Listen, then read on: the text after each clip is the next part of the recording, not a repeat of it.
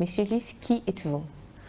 Oh, je suis M. Louis Gouend, président de la diaspora camerounaise, fondateur du African Business Club et président du comité des diasporas africaines du club MGO de Moscou.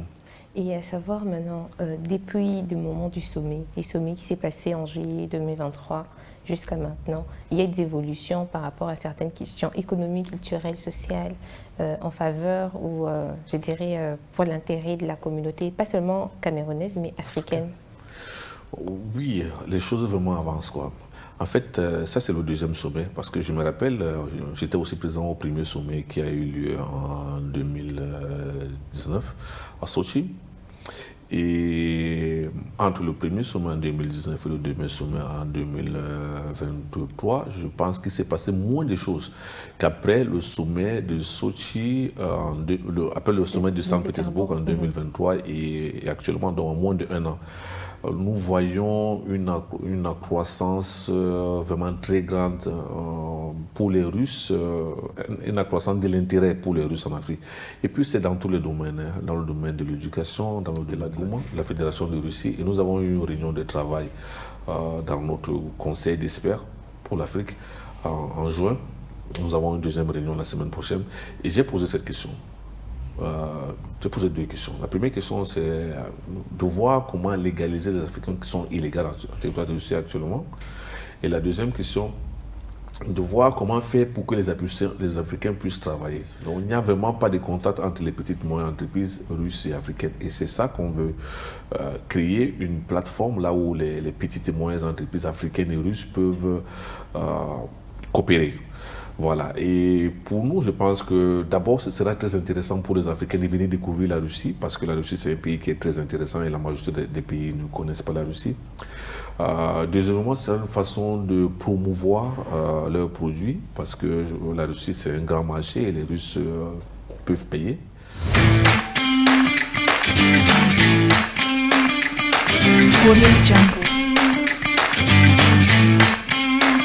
Bonjour à toutes et à tous et bienvenue sur ces grands plateaux d'Afrique pour ces premiers numéros où nous allons accueillir l'un des grands jeunes business entrepreneurs africains d'origine camerounaise dans la Fédération des Russies.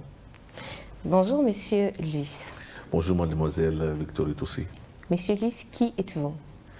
Oh, je suis Monsieur Louis Gouend, président de la diaspora camerounaise, fondateur du African Business Club et président du comité des diasporas africaines du club MGO de Moscou. Vous êtes un business entrepreneur ou bien vous êtes un jeune passionné de l'Afrique, vous êtes un jeune passionné de la jeunesse? Ah, je suis un peu tout, hein. J'aime la vie, hein. J'aime les jeunes. Les jeunes vraiment m'encouragent beaucoup quand je vois nos jeunes. Je suis très content, surtout ceux qui sont en Russie actuellement, parce que devant eux, ils ont beaucoup plus d'opportunités que nous avions eu, hein, parce que bon, nous on est venus, ça fait longtemps. Moi, je suis là depuis 31 ans. Donc, il y a une grande volonté de passer son expérience aux jeunes pour qu'ils puissent plus facilement pour que leur vie devienne plus facile en Russie et qu'ils puissent profiter des opportunités que la Russie offre pour les Africains actuellement. Ça, c'est une très bonne chose. Dites-nous, s'il vous plaît, nous avons entendu parler de relations qui se créent maintenant entre la Russie et la plupart des pays d'Afrique. Est-ce que le Cameroun en fait partie? Oui, bien entendu. Bon, je pense qu'il y a même un seul... il y a beaucoup de choses qu'on peut citer, mais la chose qui peut vraiment confirmer ça à 100%, c'est la présence de notre président de la République, son Excellence Paul Biya, au dernier sommet Russe-Afrique qui s'est tenu en juillet 2023. Notre président était présent à ce sommet. Et vous savez, le président ne se déplace pas pour rien. Si le président était là, ça veut dire qu'il y a un grand intérêt pour le Cameroun à avoir des relations proches avec la Russie. Ça, c'est l'une des choses. La deuxième chose, c'est pas si vous êtes au courant ou pas, mais en 2022, le Cameroun a renouvelé ses accords militaires pour 5 ans avec la Russie. Donc, le Cameroun a vraiment de bonnes relations avec la Russie. Ça, c'est une très bonne chose. Et à savoir maintenant, depuis le moment du sommet, et sommet qui s'est passé en juillet 2023 jusqu'à maintenant, il y a des évolutions par rapport à certaines questions économiques, culturelles, sociales, en faveur ou, je dirais, pour l'intérêt de la communauté, pas seulement camerounaise, mais africaine. Oui, les choses vraiment avancent, quoi. En fait, ça c'est le deuxième sommet, parce que je me rappelle, j'étais aussi présent au premier sommet qui a eu lieu en 2019 à Sochi. Et entre le premier sommet en 2019 et le deuxième sommet en 2023, je pense qu'il s'est passé moins de choses qu'après le sommet de Sochi, après le sommet de Saint-Pétersbourg en 2023 et actuellement dans moins d'un an. Nous voyons une accroissance vraiment très grande pour les Russes, une accroissance de l'intérêt pour les Russes en Afrique. Et puis c'est dans tous les domaines, hein, dans le domaine de l'éducation, dans le domaine de la culture, dans le domaine de l'économie, de la politique, de la diplomatie, la technologie, dans tous les secteurs. Et des événements qui se passent actuellement en Russie concernant l'Afrique sont réguliers, presque tout le temps, presque chaque semaine. Moi, je reçois des invitations à des événements différents. Et ces contacts se multiplient dans tous les secteurs, que ce soit dans le domaine des parlementaires, des ministres, parce que la Russie fait par exemple des rencontres entre les ministres africains et les ministres russes, les rencontres entre les maires africains et les maires russes, les rencontres avec les parlementaires africains et les parlementaires russes, des rencontres avec des jeunes, des grands festivals des jeunes, là où sont impliqués les jeunes africains et les russes. Beaucoup d'événements concernant l'éducation, la technologie, la science auxquels participent les pays africains. L'augmentation du taux d'élèves africains qui ont la possibilité de faire des études gratuitement en Russie. Donc vraiment, beaucoup de choses se passent, quoi.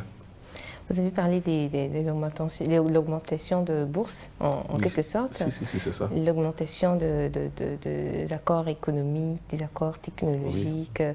Je dirais tout ça se passe au profit de pays africains. Mais y a-t-il des intérêts que ces pays aussi bénéficient dans nos pays africains? Y a-t-il des intérêts que la Russie aurait à bénéficier, par exemple, parce que lorsque nous parlons d'accords, c'est un parti gagnant-gagnant, si on peut le dire comme ça. Et du coup, lorsque nous voyons ce qui se passe ici, par exemple, lorsqu'il y aura des étudiants qui vont venir, ils viendront de l'Afrique.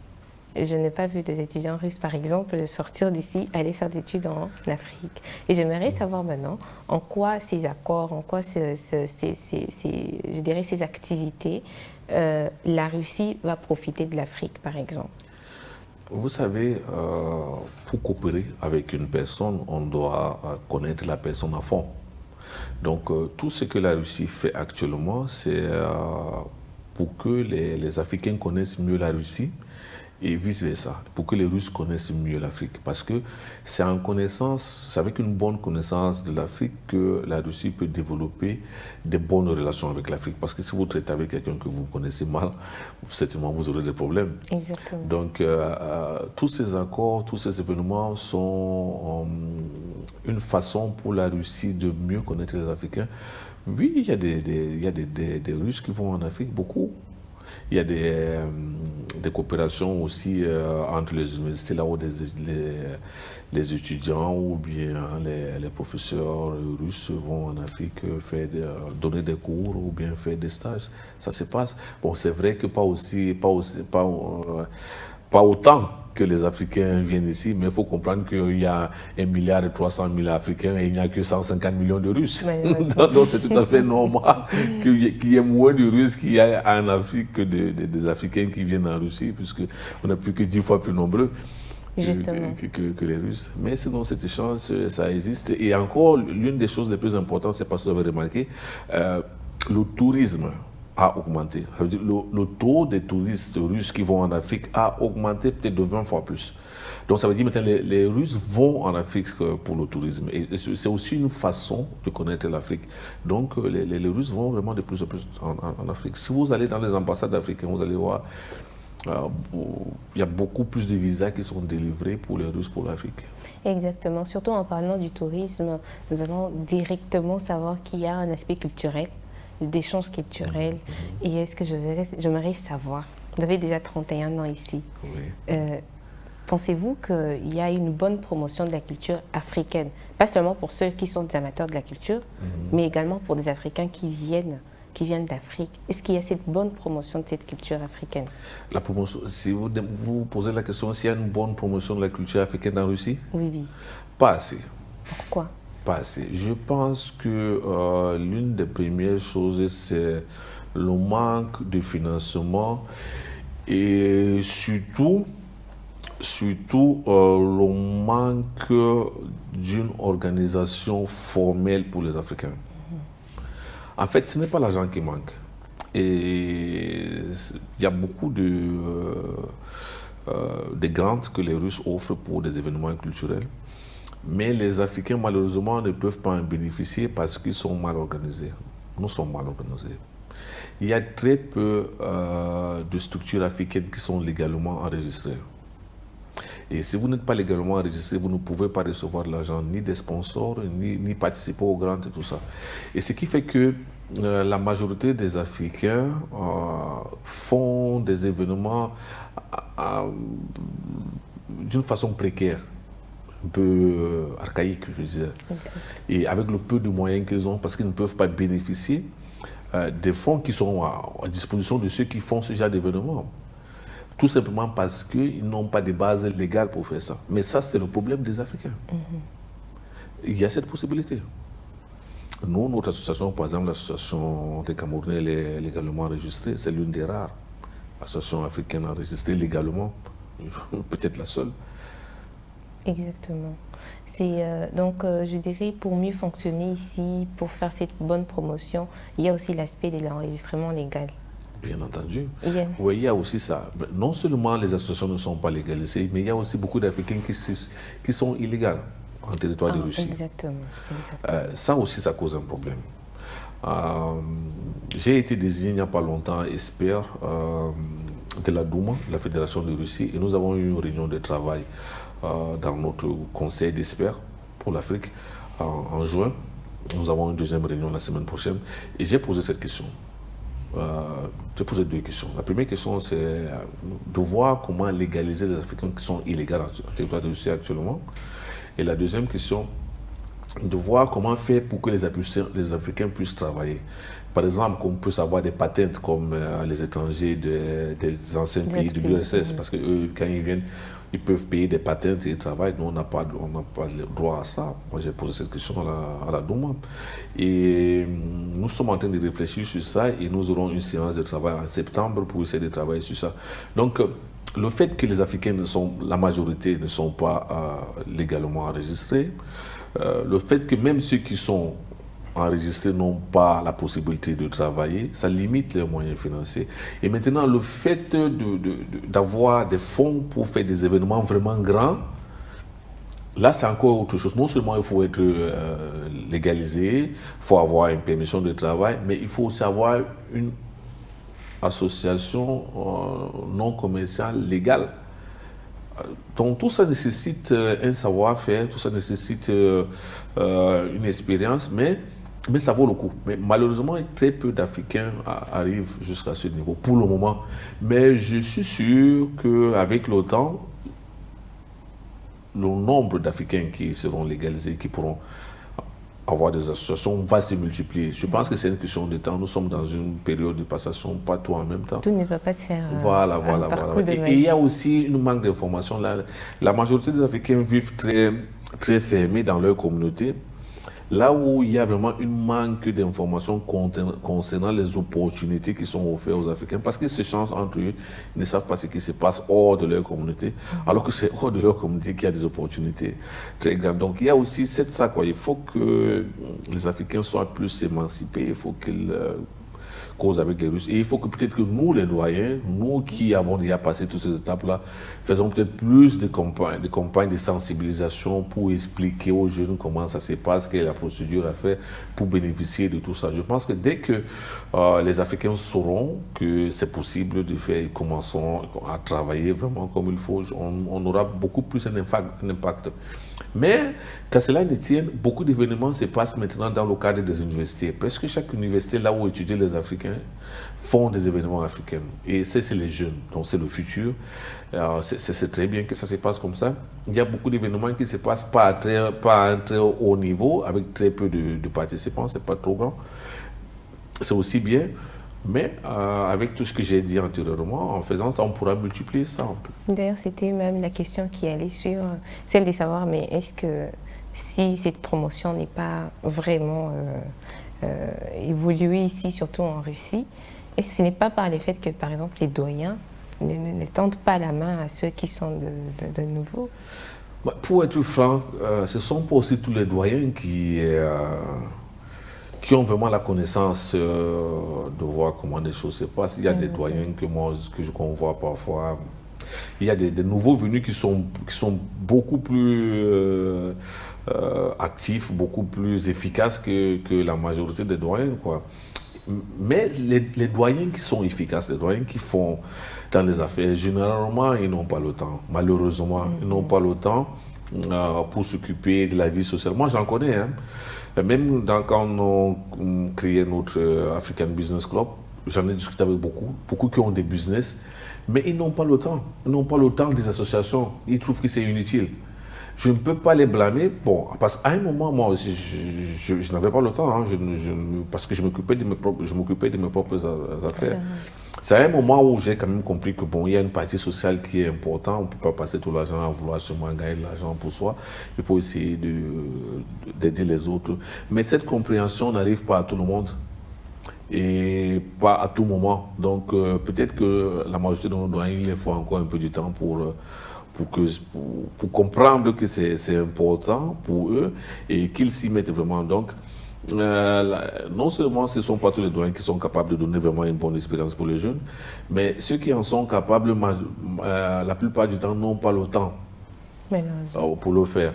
Mais nous devons travailler là-dessus avec les doyens aussi, nous devons faire des réunions, nous devons les expliquer, d'aider les autres. J'espère qu'avec le temps, ça va venir. Intéressant. D'ailleurs, avant de parler de l'African Business Club, vous avez parlé au tout début que vous étiez expert de la Douma. Oui, il y a ceux qui nous regardent. La coopération entre la Russie et ils ne sauraient pas peut-être la Douma, c'est quoi, si vous expliquez un tout petit peu. Ok. C'est un groupe d'experts qui a été mis en place pour aider les parlementaires russes à mieux comprendre les problèmes qu'il y a dans la communauté africaine vivant en Fédération de Russie et les opportunités que l'Afrique offre pour la Russie. Mais pour cela, il faut faire des lois qui vont permettre à ces opportunités d'être réalisées. En fait, dans la coopération russo-africaine, il y a beaucoup de lacunes, il y a beaucoup de choses qui ne sont pas encore mises en place. Par exemple, nous sommes en train de préparer avec le musée oriental de Russie, là où s'est créé actuellement un musée africain qui sera ouvert en 2025. Nous sommes en train de préparer une exposition sur la culture camerounaise. J'étais au Cameroun, au ministère de la Culture du Cameroun, pour demander au ministère de la Culture du Cameroun de participer à cette exposition, parce que cette exposition aura lieu de toutes les façons, parce qu'il y a des collectionneurs russes qui ont assez d'œuvres d'art camerounais pour faire une exposition. Donc, avec ce que la diaspora camerounaise a, nous allons nous mettre ensemble et nous ferons cette exposition de toutes les façons. Mais nous avons voulu associer le ministère de la Culture camerounaise à cette exposition pour augmenter le nombre d'objets d'art qu'on pouvait exposer. Mais il y a un problème, il n'y a pas de coopération dans le domaine de la culture entre le Cameroun et la Russie. Et donc ça veut dire que les objets d'art ne peuvent pas voyager. En parlant de ça, est-ce que les ambassades qui se trouvent sur les territoires russes interviennent souvent sur ce genre de questions? Je ne peux pas commenter sur le travail des ambassades. Je ne travaille pas dans l'ambassade. Même comme beaucoup de gens parfois confondent, nous sommes une association camerounaise légalisée en Fédération de Russie, mais nous ne sommes pas une entité de l'ambassade. Nous sommes une association des citoyens. Je ne connais pas le travail des ambassades. Je pense que cette question, c'est mieux de la poser aux ambassadeurs, voilà, ou aux diplomates. C'est eux qui savent. Moi, je ne sais pas. C'est pas mon domaine. Voilà. Donc, comme je disais tout à l'heure, il y a beaucoup de lois qui manquent. Bon, si on parle du commerce, par exemple, la dernière fois, nous avons fait venir des Africains ici pour exposer leurs produits et il y a certaines entreprises russes qui étaient intéressées à prendre, mais il y a pas mal de problème parce qu'il n'y a pas de certification des produits africains ici. Et aussi, là, il y a des normes sanitaires que la Russie n'a même pas encore élaborées pour l'Afrique. Donc, il y a beaucoup de choses qui sont à faire, quoi. Donc, ce comité d'experts africains, qui est malheureusement que composé de 3 Africains, parce qu'on est plus de 15 et tous les autres sont les Russes. Non, même pas plus de 15, on est environ 20. On a environ 20 et il n'y a que 3 Africains. Le président de la diaspora malgache, le président de la diaspora éthiopienne et moi. Les autres, ce sont les Russes. Mais ce sont des Russes qui ont une grande expertise sur l'Afrique. Ils ont beaucoup travaillé peut-être là. Voilà. Et jusqu'à présent, ils travaillent pour l'Afrique. Mais on aimerait quand même avoir plus des Africains. Et notre travail, c'est essayer de montrer aux parlementaires russes quels sont des problèmes, quels sont des obstacles à la coopération russo-africaine dans tous les domaines pour que les parlementaires russes puissent voir comment ils peuvent élaborer des lois pour éliminer ces obstacles et faciliter la coopération. Donc, en fait, le travail du comité des experts, c'est faire des propositions aux parlementaires russes concernant tel ou tel aspect de la coopération. Exactement, parce qu'en parlant des ambassades récemment, vous savez, la plupart des problèmes que les gens vont rencontrer sur les territoires russes, ils diront les Africains, ils vont toujours lier ça, oh c'est un problème du gouvernement, c'est un problème de l'ambassade. Pourtant, il y a des associations, il y a des comités, il y a des communautés qui ont des expertises à répondre, à résoudre, je dirais, à délibérer même certains problèmes qu'ils trouvent sur la place. Et je pense que ce que vous faites là-bas serait très intéressant lorsque ça va s'expandre non seulement sur Moscou, mais sur la Russie, c'est tout un grand pays, mais également pour ceux-là qui sont en train de se préparer en ces moments. Souvent, je sais que c'est déjà les vacances dans beaucoup de pays chez nous. Il y a des étudiants, il y a des businessmen, des businesswomen qui aimeraient venir faire des affaires ici, étudier, et qui sont confrontés aussi à ces genres de problèmes et qui pensent peut-être trouver des solutions seulement auprès du gouvernement. Pourtant, il y a des associations, il y a des communautés, des comités qui peuvent intervenir aussi dans ces domaines-là. D'ailleurs, en parlant de ça, parlez-nous du Business Club africain. Oui, en fait, vous avez parfaitement raison. En fait, c'est comme je disais tout à l'heure, nous ne sommes pas organisés assez. Parce que normalement, nous devons avoir plusieurs associations qui répondent sur plusieurs choses. Mais bon, quand je dis nous ne sommes pas organisés, ce n'est pas aussi parce qu'on ne peut pas s'organiser. Nous avons il y a des raisons objectives pourquoi. L'une des raisons, en fait, c'est le niveau de vie des Africains.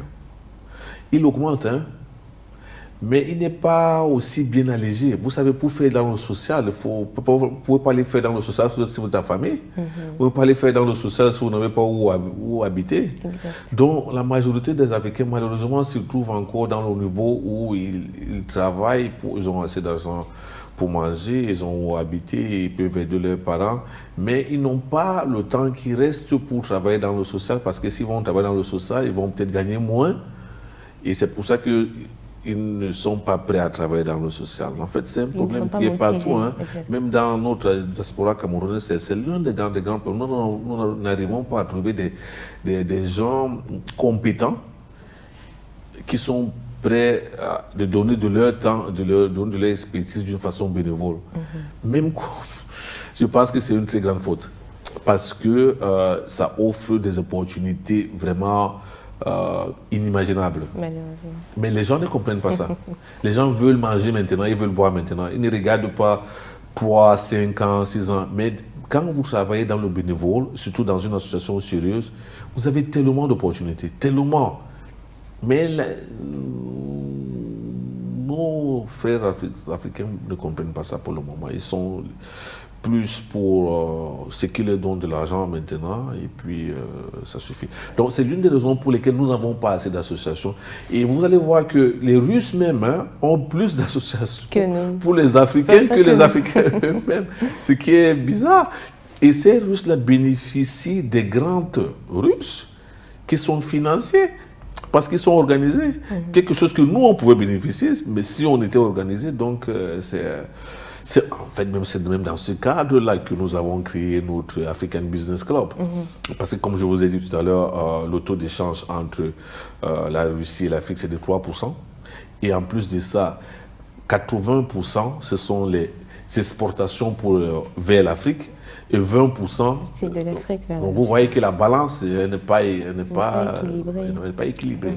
Donc, notre but, c'est d'essayer d'équilibrer cette balance et d'essayer d'augmenter ce pourcentage.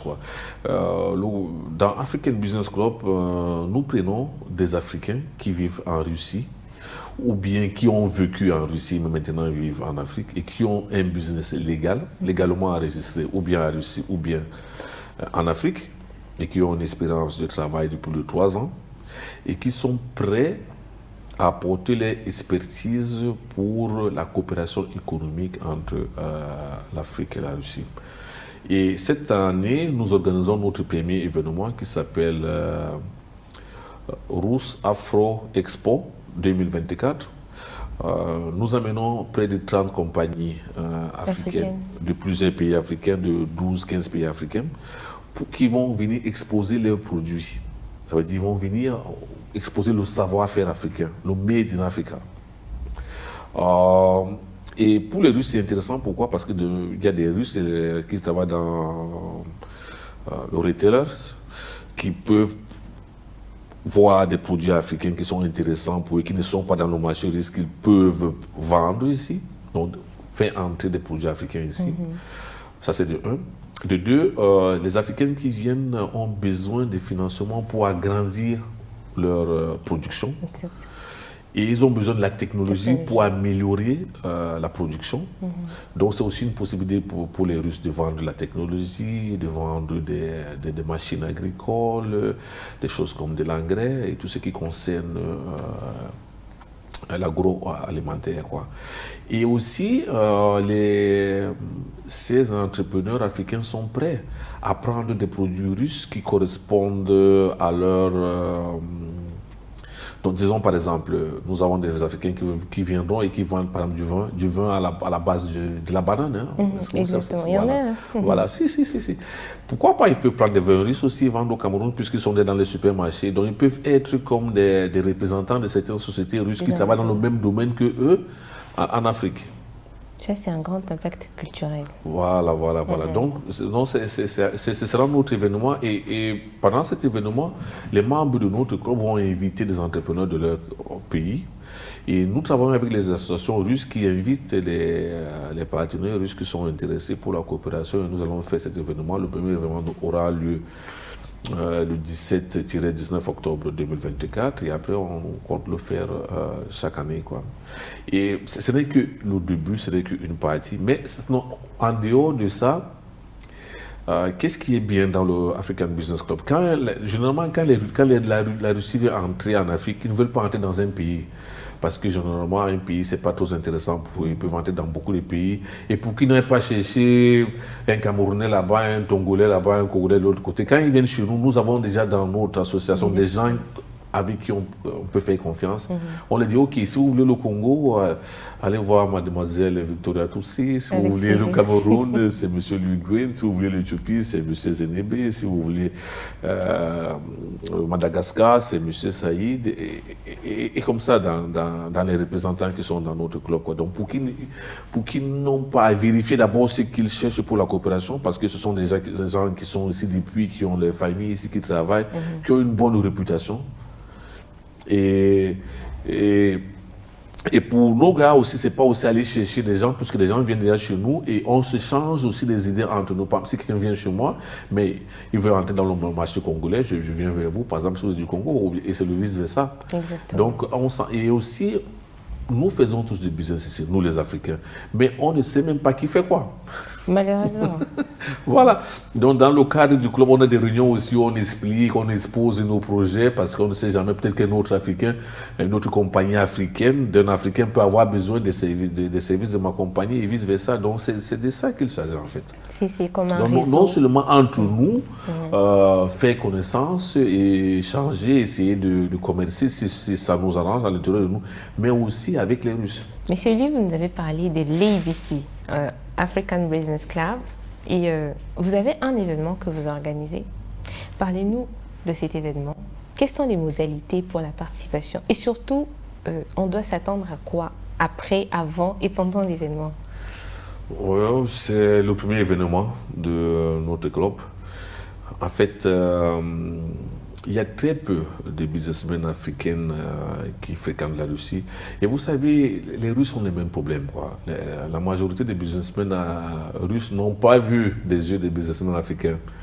Je suis généralement, même parmi les 3% dont je vous ai parlé là tout à l'heure, ce sont des échanges qui se font dans des sociétés, dans des grandes sociétés d'État. Ça veut dire, c'est le pétrole, c'est le gaz, c'est le diamant. Donc, ce n'est pas les petites et moyennes entreprises. Donc, il n'y a vraiment pas de contact entre les petites et moyennes entreprises russes et africaines. Et c'est ça qu'on veut créer, une plateforme là où les petites et moyennes entreprises africaines et russes peuvent coopérer. Voilà. Et pour nous, je pense que d'abord, ce sera très intéressant pour les Africains de venir découvrir la Russie, parce que la Russie, c'est un pays qui est très intéressant et la majorité des pays ne connaissent pas la Russie. Deuxièmement, c'est une façon de promouvoir leurs produits, parce que la Russie, c'est un grand marché et les Russes peuvent payer. Donc, nous attendons des businessmen africains, des entrepreneurs africains qui sont prêts à venir exposer leurs produits. Et s'il y a des téléspectateurs qui font du business, qui sont africains et qui veulent participer à travers vous, nous serons très contents de les recevoir. Parce que non seulement ils pourront trouver des partenaires dans la coopération, mais ils vont découvrir la Russie. Et ils vont participer aussi au sommet des BRICS qui aura dans la même période à Kazan. Donc ils vont faire, pas seulement Moscou, ils vont faire un minimum encore Kazan. Et il est très possible que nous allons encore organiser des visites dans des entreprises russes pour qu'ils puissent voir comment se passe la production en Russie. Donc c'est un voyage qui me semble très intéressant et qui ne coûte pas cher du tout, qui est très abordable. Et je pense qu'après ça, les Russes aussi vont connaître mieux les Africains. Ils vont voir les produits made in Africa, les produits faits par des Africains, parce que parfois aussi certains Russes pensent qu'on ne fait rien en Afrique, hein, alors qu'on a des bons produits, mais qui ne sont pas connus par le milieu russe. Donc je pense que c'est ça une bonne ouverture aussi pour les Russes de voir ce que les Africains produisent. Très bien, donc l'événement du business de l'ABC va se passer, c'est à Moscou. À Moscou, oui. Après cet événement, il y a de grands cadeaux qui vont se recevoir pour ceux-là qui vont s'enregistrer, qui vont participer et qui viendront même d'Afrique. Donc il n'y aura pas seulement le voyage venant d'Afrique jusqu'à Moscou, il y aura aussi des voyages d'Afrique, donc de Moscou jusqu'à Kazan et bien d'autres. Oui, là où se passe parce que dans la même période se passera le forum de BRICS, puisque la Russie préside cette année. C'est le forum là où il y aura tous les présidents des BRICS, c'est-à-dire Vladimir Poutine, le président de la Chine, de l'Inde et de tous les autres pays des BRICS. Donc je pense que c'est une grande opportunité. C'est pas tous les jours qu'on peut se retrouver dans une ville avec les plus grands présidents du monde. Donc je pense que c'est une bonne opportunité pour nos frères africains. Non seulement de découvrir Moscou, mais de participer au sommet des BRICS. Et pour les enregistrements, pour les dépôts de candidature, si c'est ce qui se passe, comment on fait? Ça se passe dans notre site qui s'appelle helloafrica.ru. On a toute une rubrique qui est dédiée à cette exposition. Donc, allez visiter, rendez-vous sur les sites helloafrica.ru et vous allez trouver toutes les modalités nécessaires pour vous identifier, vous enregistrer, mais également déposer votre candidature en ce qui concerne l'ABC, l'événement qui va se passer pour l'African Business Club.